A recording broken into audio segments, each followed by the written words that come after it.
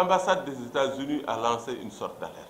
Moi, j'étais d'abord outré. Ça, ce n'est pas une question liée au terrorisme qui me faisait rebondir, mais je ne pouvais pas comprendre qu'une ambassade dans un pays souverain se permette de lancer des alertes.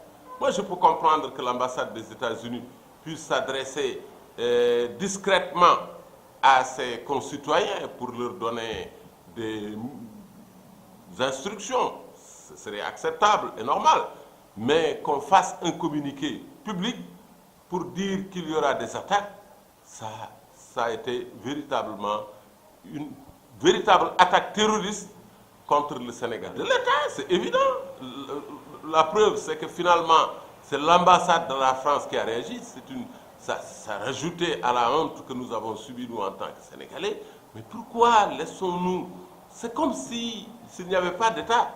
L'ambassade des États-Unis qui parle et la France qui répond. Finalement, il y a eu un duel entre les deux et le Sénégal se tait ou se terre. C'est ça qui n'est pas acceptable. Je crois que j'avais auparavant publié 3 articles sur le recul de notre démocratie. Ce n'est là qu'une preuve de plus sur l'absence maintenant, je ne parle plus de recul, mais sur l'absence d'une politique diplomatique au Sénégal.